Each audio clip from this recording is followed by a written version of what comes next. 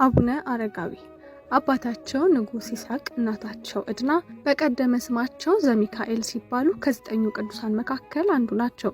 የንጉስ ልጅ ሆነው ሳለ የዓለምን ነገር ስለናቁ ወደ አባ ፓኩሚስ ዘንድ በመሄድ በ14 ዓመታቸው ሥርዓተ ምንኩስናን ተቀብለዋል። እናታቸውም ንግስት ዕድና የምናኔው ሕይወት ስለሳባት ወደ ገዳሙ በመምጣት እንደ ልጇ መንኩሳለች።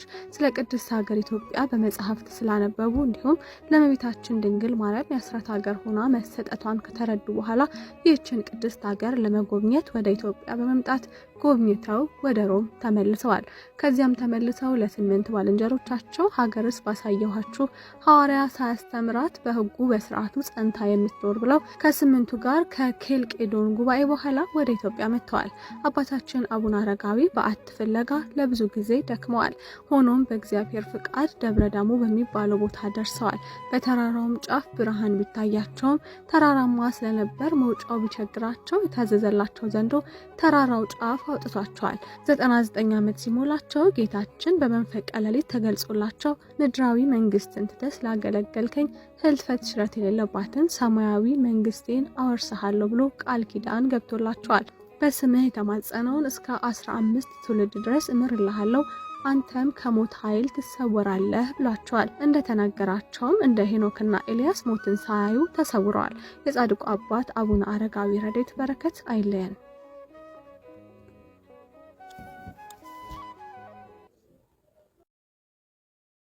ከመሰወራቸው በፊት እግራቸው በቆመባት ምድር ላይ የሚገኘውን የአፈር እምነት የተቀባውን ሰው ሁሉ ከየትኛውም አይነት በሽታ የሚፈውሱ ስምህን የጠራውን መታሰቢያህን ያደረገውን ዜና ገድልህን የሰማውን እስከ 15 ትውልድ ድረስ እምርልሃለሁ ብሎ ጌታችን ቃል የገባላቸው የአባታቸውን መንግስት ንቀው ከሀገራቸው ከሮም ወደ ግብጽ ሀገር ሄደው ገዳመ ዳውናስ በመግባት በአባ ጳኩሚስ እጅ የመነኮሱ እንደሳቸው የነገስታት ልጆች ለሆኑ ለ8ቱ ቅዱሳን ወዳጆቻቸው አብነት በመሆን 8ቱን ቅዱሳን ወደ ምንኩስና ሕይወት ያመጡ ከ8ቱ ቅዱሳን ጋር ወደ ሀገራችን መጥተው ወንጌልን የሰበኩ መጻሕፍትን የተረጎሙ የምንኩስና ሕይወትን ያስፋፉ 60 ክንድ ርዝመት ባለው ዘንዶ እንደ ገመድ ተጠቅመው ወደ ደብረ ዳሞ ተራራ በመውጣት በቦታው ገዳም መስርተው በተጋድሎ ጸንተው የኖሩ 99 ዓመት ሲሆናቸው በጥቅምት 14 ቀን እንደ ነቢዩ ቅዱስ ኤልያስ የተሰወሩ ለወደፊት በሚመጣው የሀገራችን የትንሣኤ ዘመን እሳቸው በሊቀ ጳጳስነት ወዳጃቸው ቅዱስ ያሬድ በመምህርነት ተገልጠው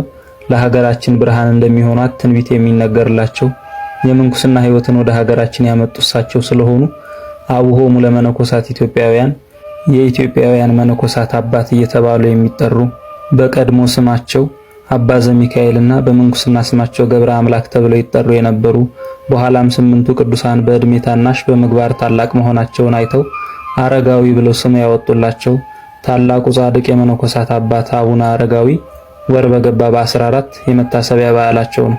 ለእግዚአብሔር ምስጋና ይሁን፣ እኛንም በጸሎታቸው ይማረን ይቆየን። ሚስት ሲታጭ መታጨት ያለበት ምን የምታረግ ሴት ነው? ቃለ እግዚአብሔር የምትቀዳ ሴት ነው የምትታጨው ማለት ነው። ቃለ እግዚአብሔር የምትቀዳ ሰው ወግ የምትቀዳ ነገር የምትቀዳ አትታጭ። ቃለ እግዚአብሔር የምትቀዳው ሚስት ትሆናለች። ሕይወት ስትቀዳ የምትገኝ ጥም የሚቆርጥ ነገር የምትቀዳ ጆሮዎቿ፣ እጆቿ፣ እግሮቿ፣ መላ ሰውነቷ ሁሉ የነፍስ ጥም የሚቆርጥ ነገር የሚቀዳ ነፍስ ያላት እሷን የምትታጭ። የመጀመሪያ ለማግባት መስፈርት ይሄ ነው። ውሃ ትቀዳለች ወይ ነው። ቃለ እግዚአብሔር ተወዳለች ወይ? ከቤተ ክርስቲያን ውሃ መቅዳት በረከት መቀበል፣ አስቀድሶ መመለስ፣ ኪዳን አድርሶ መመለስ፣ መቁረብ፣ ከእግዚአብሔር ጋር መኖር ውሃ አላት ወይ? ያ ውሃ ክርስቶስ ነው። ክርስቶስ በሕይወቷ ውስጥ አለ ወይ?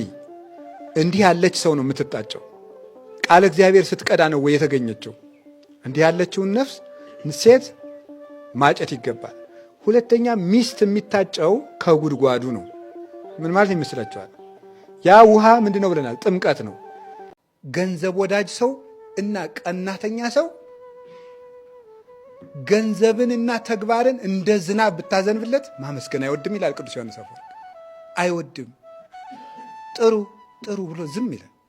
ነውር ነው። እንደዚህ አይደረግም። ማመስገን ይገባል። ሰዎች ሲመሰገኑ እርር ማለት። እኛ አለማመስገን ሌላ ችግር ነው። ደግሞ ሰዎችን ሌላ ሰው ሲያመሰግናቸው ምን ማለት? እርር ማለት። ገብታችኋል?